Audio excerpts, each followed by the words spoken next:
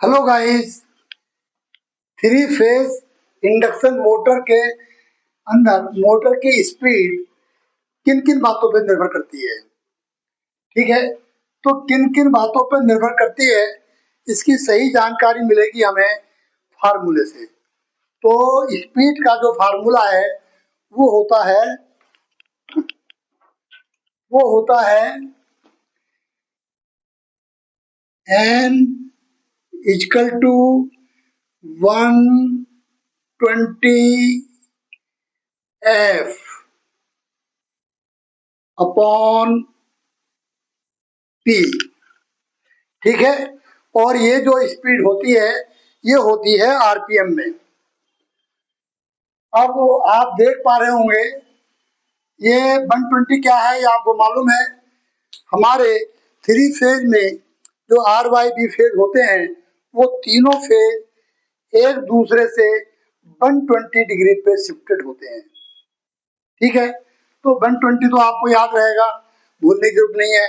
और एफ क्या है, बेसिकली ये हमारी जो करंट है उसकी फ्रीक्वेंसी है। करंट या वोल्ट, ये याद रखना, करंट और वोल्ट दोनों साइन वेव में होती है। ठीक है, और ये जो नीचे लिखा हुआ है P, इसका मतलब है नंबर ऑफ पोल। तो हम इससे पता लगा पा रहे होंगे जो स्पीड होती है वो प्रोपोर्शनल टू फ्रीक्वेंसी और इनवर्सली प्रोपोर्शनल टू पोल होती है।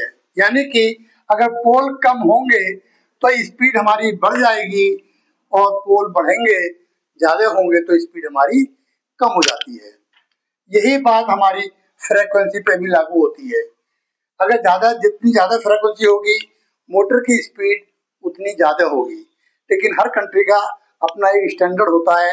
हमारे कंट्री में जो फ्रीक्वेंसी होती है वो 50 हर्ट्ज होती है। ठीक है, इसको हम आगे लिख सकते हैं आरपीएम। ठीक है, आरपीएम। ठीक है, ये जो स्पीड आएगी आरपीएम में। मैं एक बात और बता दूं कि ये जो स्पीड है ये बेसिकली क्या है, सिंक्रोनस स्पीड है। ये क्या है, सिंक्रोनस स्पीड है। और सिंक्रोनस स्पीड क्या होती है, असल में लास्ट वीडियो हमारी बनी थी वो किस पे बनी हुई है, रोटेटिंग मैग्नेटिक फ्लक्स। तो जो रोटेटिंग मैग्नेटिक फ्लक्स होता है, जो घूमता हुआ प्रतीक लगता है, ठीक है, तो होता है प्रतीत के भाई ये घूम रहा है। कुछ चीजों से हमें आभास होता है, पता लगता है, प्रूफ होता है कि वो फ्लक्स जो है गोल गोल घूम रहा है। वही चीज हमने प्रूव की थी लास्ट वीडियो में कि थ्री फेज इंडक्शन मोटर में रोटेटिंग मैग्नेटिक फील्ड फ्लक्स कैसे पैदा होता है। ठीक है, तो आरपीएम में ये तो क्या है, जो फ्लक्स के घूमने की स्पीड है उस फ्लक्स के स्पीड को कहते हैं सिंक्रोनस स्पीड। ये एक नाम दे दिया गया है, सिंक्रोनस स्पीड। तो इसे दिखाते हैं हम एनआर से, और रोटर की स्पीड को दिखाते हैं एनआर से। सिंक्रोनस स्पीड एनएस से और रोटर की स्पीड एनआर से। ठीक है, तो ये जो स्पीड है, तो ये जो स्पीड होती है ये बराबर किसके होती है, synchronous speed. Synchronous speed into 1 - s, ये होती है हमारी रोटर की स्पीड, याद रखना। और यहाँ एस क्या है, ये स्लिप होती है। ये स्लिप बेसिकली परसेंटेज में निकाली जाती है।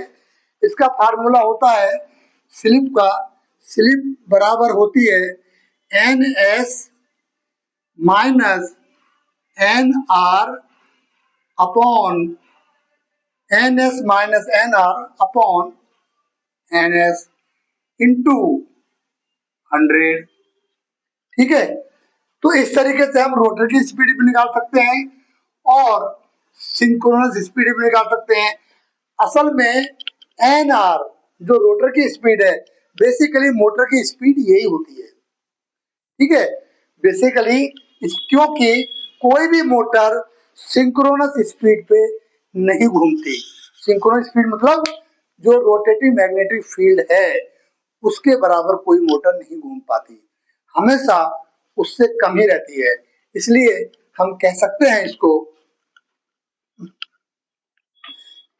इसको हम कह सकते हैं कि एन आर, यहां लिख देता हूं, एन आर यानी कि रोटर की स्पीड लेस देन होती है किसके, सिंक्रोनस स्पीड की। हमेशा सिंक्रोनस स्पीड से रोटर की स्पीड हमेशा कम होगी। ठीक है, स्लिप परसेंटेज में निकाली जाती है और यही फैक्टर है। अगर आपको फार्मूला याद है टेक्निकल में, ये अच्छी बात है, एक फार्मूले से आप डेफिनेशन बना सकते हैं और बहुत बड़ी थ्योरी भी लिख सकते हैं। ठीक है, तो मेरी ये शॉर्ट वीडियो है बच्चों, लॉन्ग वीडियो इस टॉपिक पे बनाने की जरूरत नहीं है, छोटे छोटे टॉपिक हैं मेरे। ठीक है, अब नेक्स्ट वीडियो तक के लिए नमस्कार।